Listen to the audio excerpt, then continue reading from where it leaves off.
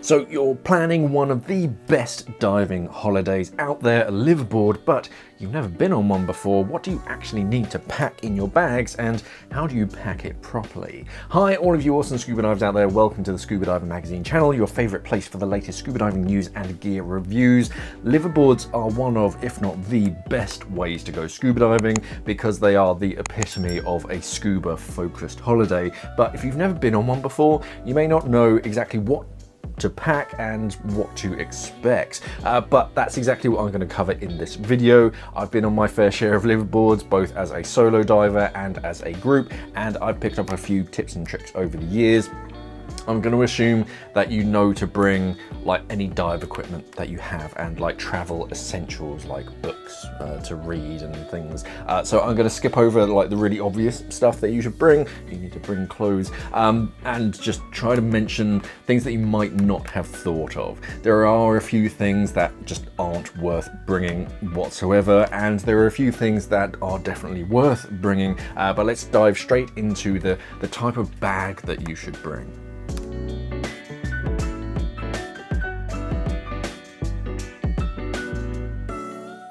The first thing that you're going to need is a bag, obviously. There are several options out there, and they all have their pros and cons. The first is a scuba bag, a bag that's made from one of the diving manufacturers, basically. They're specifically designed for scuba diving, go figure. So they're going to have they're going to be a decent size, first of all, and they're going to have features like dedicated fin pockets and things to try and organize your dive gear. It's not just a basic bag. They've put a bit of thought into making it a bit more scuba specific, so you might find like dry sections and things like that. The downside is that a lot of them, depending on the brand name, basically advertise that there's dive gear inside. And whilst it has never happened to me yet, touch wood, whatever, you don't want your bag to stand out too much for anybody with impure thoughts and an eBay account. Duffel bag, just generic duffel bag holdalls are pretty good. They're usually the best because once you get on a liveaboard, you're going to need to stow your bag somewhere once you've unpacked it, and there isn't a huge amount of empty space on a liveaboard, especially in your cabin. Once you've taken out all of your dive kit and you sorted all your toiletries and stuff, with just a fabric canvas bag, you can just roll it up and it'll fit in most spaces. They're also relatively light, so you can pack more gear into it without paying for excess fees. The downside is that you do need to carry that thing at points. Those airport trolleys will only help you so far, and they're not available everywhere you go, so sometimes you do need to pick it up and carry it for certain distances. That flexibility in the canvas as well also means there's little protection for your gear inside, and your bag might be the one on the bottom of the pile in the airplane, so you need to pack your bag with that in mind. Wheeled cases help you move your gear around between like the airport and the boat. You don't need to worry about finding that airport trolley, and they do add some protection, especially on one side, because they've got like the rails for the extending handle, so there's less like twisting and bending compared to just a normal duffel bag. They are heavier with all that extra like infrastructure and stuff. They're harder to stow away as well because those rails don't bend. The crew usually do find some hiding places to hide a few of these cases, but if everybody else has a large rigid case, some have to be stored inside, which is not great. I usually pack a decent sized carry-on. It's handy to have an everyday bag to just keep your stuff slightly organized in your cabin. A few things that I always have in my carry-on is a pen. A pen is a must, especially when you're on the airplane. The number of times that I've been blindsided in the air that you need to fill out another form. Struth. That I always bring at least one ballpoint pen with me. A charger cable for my phone as well. Most rechargeables today are USB-C now, so you only really need that one cable to charge anything up, and so I tend to bring a USB-A to a USB-C adapter because you never quite know what you're going to be plugging into.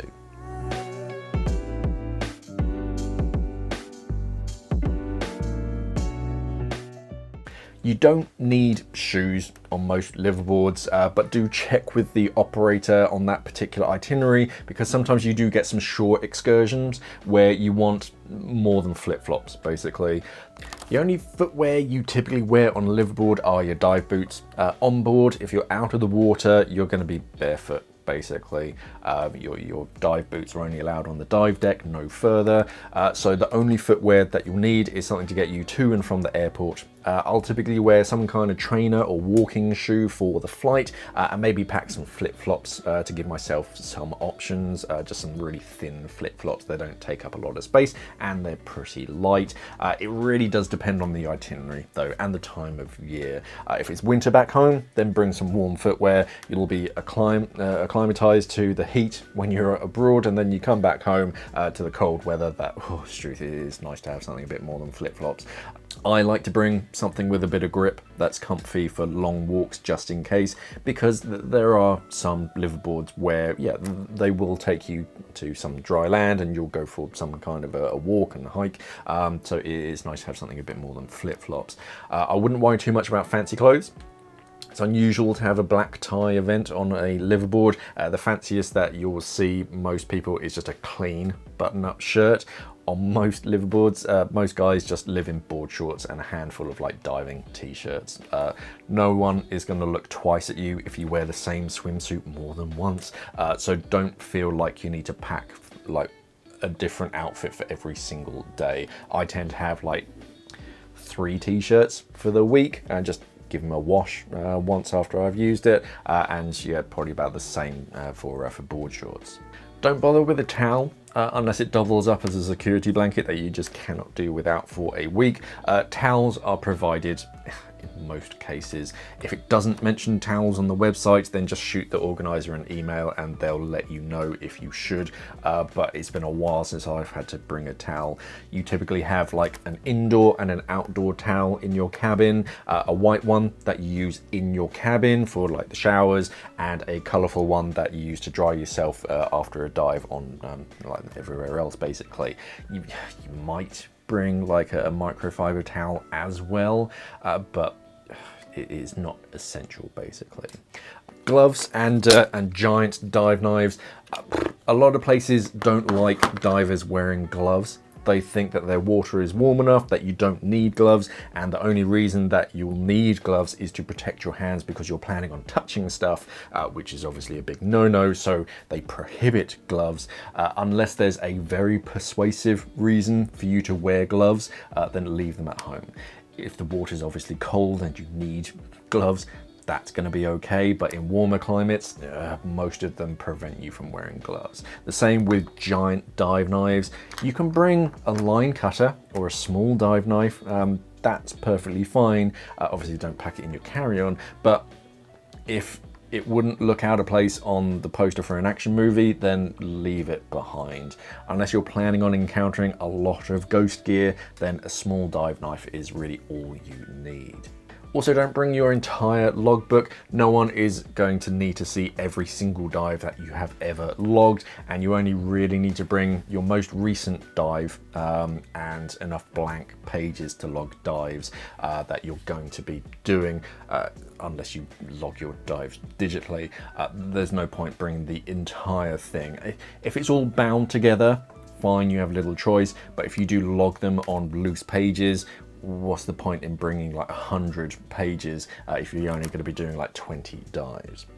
Tired of the same old beach diving, yearning to explore a world hidden beneath the waves? Then take the plunge with Explorer Ventures. Explorer Ventures will whisk you away to dive destinations that will leave you speechless. Imagine weightlessly drifting alongside vibrant coral reefs teeming with exotic fish of every colour imaginable. Encounter playful dolphins, graceful manta rays, and even prehistoric looking sharks, but don't worry, they're the friendly ones. Uncover the secrets of the deep, explore historic shipwrecks, and witness marine life unlike anything you've ever seen before. At Explorer Ventures, they create scuba diving experiences that will ignite your passion for the ocean and leave you with memories that will last a lifetime. Visit explorerventures.com and explore the magic of the underwater world.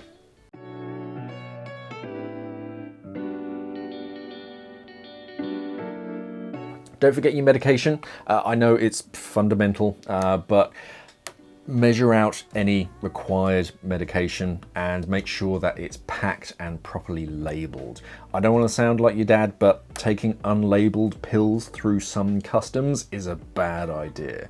Saving space in your bag is great, but you don't want your heart medication taken off of you because it was in an unmarked container and there isn't a pharmacy on your liveaboard. They often have some basics and some first aid as well, but plan and pack as if there's nothing on board, and you need to bring everything with you, including a little extra just in case like a volcano erupts somewhere in the world and you're stuck there longer than expected.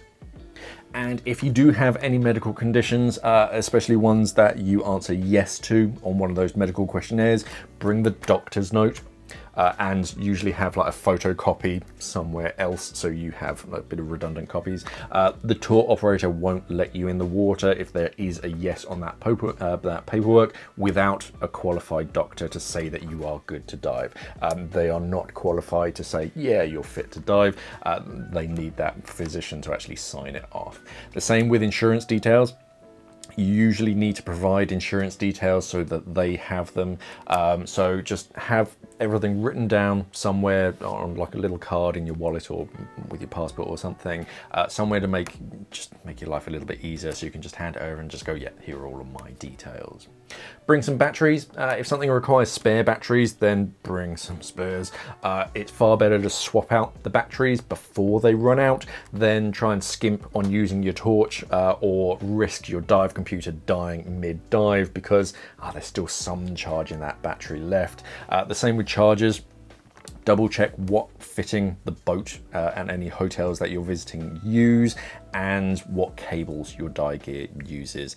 If you can double up, then that's great. As I said, a lot of things are USB-C nowadays.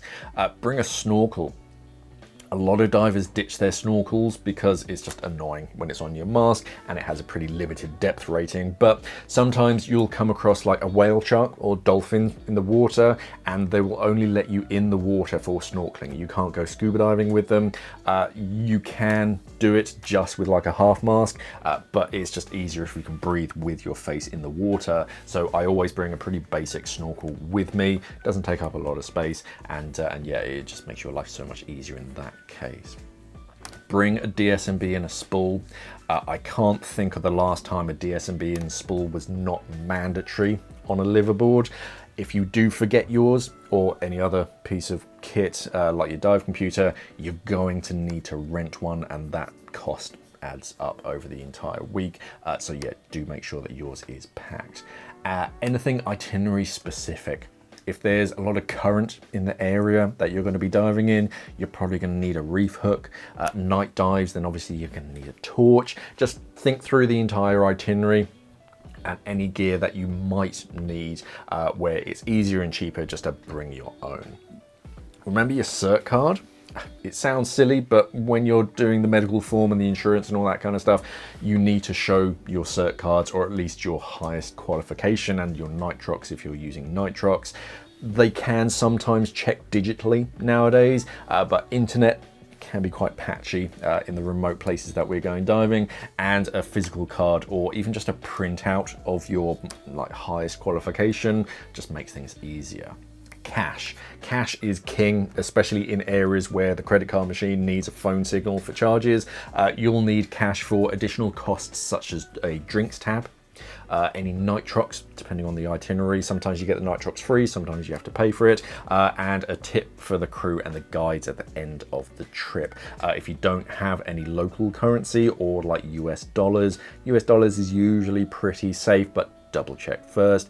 It is nice to have a certain amount of cash with you. A hoodie or a windproof jacket is good to bring with you on most trips. Even in like tropical climates, you're exposed on most decks and the wind can make it a little chilly even in those hot climates, especially at night. Even if you only wear it on the plane, it's nice just to have the option for an extra layer when you're just chatting at night. So do try to bring a hoodie or some kind of jacket just to cover up.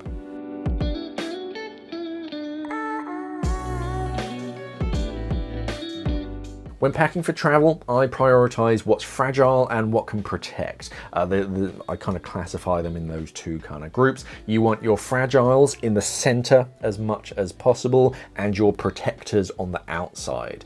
I usually start off by laying a foundation at the bottom of my bag with semi-rigid, semi-squidgy things. So I start with things like my dive boots and my clothes, like t-shirts and board shorts. If you have roller bags, they're quite helpful to fill in those gaps between the rails and lay just a padded foundation at the bottom of the bag. When you get to the liveaboard, you want to take all of your dive gear out first, because you board on the dive deck, so that's a really convenient place to get all of your dive kit out, so you don't have to carry all of your stuff down to your cabin and then carry all of your dive gear back, or vice versa. So it's best to get all of your dive kit out first, and that leaves all your clothes and wash bag and stuff to carry to your cabin at the bottom. So pack in reverse, clothes and wash kit first into your dive, and then your dive gear on top of that. I put my fins along each side of the bag to add something rigid to protect the sides and to add some structure to my bag, especially if it's a soft canvas like duffel bag. I haven't had any problems with packing regulators in my main bag yet, touch wood, but I pack them in the center. I know a lot of divers pack their regulators in their carry-on just to be safe, so they're with them. Personally, I put them in my main bag along with anything that's vaguely fragile, like my mask, in the center. I pack them with clothes around them and any neoprene that I'm bringing with me, and that adds as enough padding. My BCD then usually goes in last over the top of that, with a back plate at the top so that the rigid part is protecting everything underneath. You're basically aiming for that protective shell around the outside of the bag with anything that can break in the middle. I tend to bring soap and shampoo bars nowadays in my wash kit instead of a bottle of gel. The soap bars, they last forever despite their size, and they can't leak all over your bag if something happens, and they often don't have any plastic waste neither, so it's a lot easier to pack them. But of course, if you thought that picking up a bar of soap was hard enough in your bathtub, try on a moving boat, so do not drop the soap in the shower. A handful of clothes pegs can be quite useful, or maybe one of those S-biners. There's plenty of railings to dry clothes if they get wet or you wash them, but if your shorts blow away in the wind, the boat isn't going to turn around to get them for you, so do make sure that they're attached securely, and a handful of clothes pegs can be quite useful for that.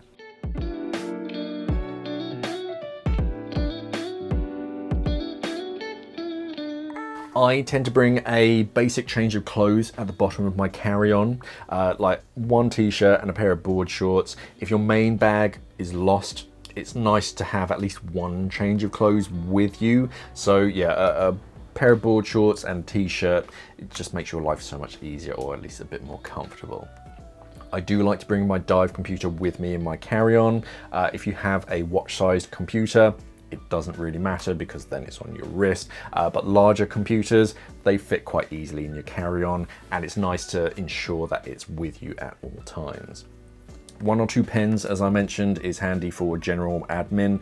I spent too many times waiting for my turn, waiting for a pen to use because I didn't have one to hand, that I just always bring at least one with me on the plane in my bag. A USB cable for my phone with an adapter. We're in that kind of awkward time where some charging ports are the new USB-C fitting, and some older ones are the classic USB-A, and some don't have any at all. But if there is a charger, I tend to plug my phone in, because you don't know when the next time you're going to find a charger is, and it's just handy to have your phone fully charged. I usually bring a water bottle with me as well.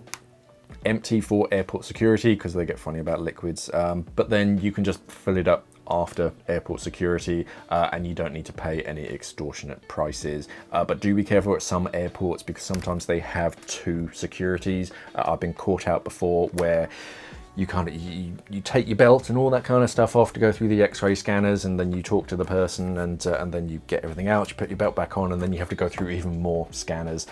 So just don't get too like overexcited about like unpacking and buying things as well. I've been through some airports where you go through security, great, or I'm thirsty, I'll get a bottle of water.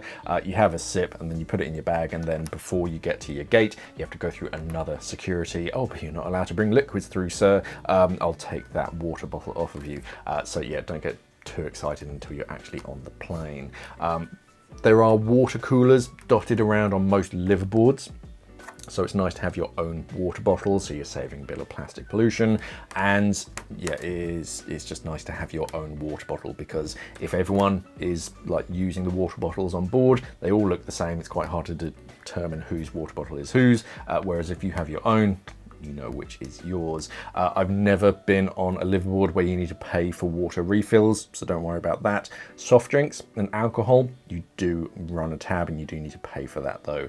And yeah, as I said, it's usually in cash at the end of the trip. You'll need less than you think on a liveaboard, especially when it comes to clothing. Everybody else is literally in the same boat as you and will only have a few changes of clothes for the entire week. Sometimes it is quite rare, admittedly. Sometimes you might have a themed night where you can bring a like fancy dress. It's rare though. Double check with the itinerary and check first, but no one's gonna like shun you if you don't have fancy dress, because hey, if you're not checking, it's not the end of the world. Spare parts for your gear is tricky. If you do bring spare parts for everything, then you're covered should anything break. But of course, because you brought everything, it's never gonna break. But they're more likely to stay in your bag for the entire trip. That being said, I have been saved by bringing a spare first stage regulator when an O-ring slipped on my primary. Instead of having to do like a field service myself on that regulator to get it hopefully working again, I just swapped over the hoses in the first stage, and I was back in the water. Another thing is packing for the return journey.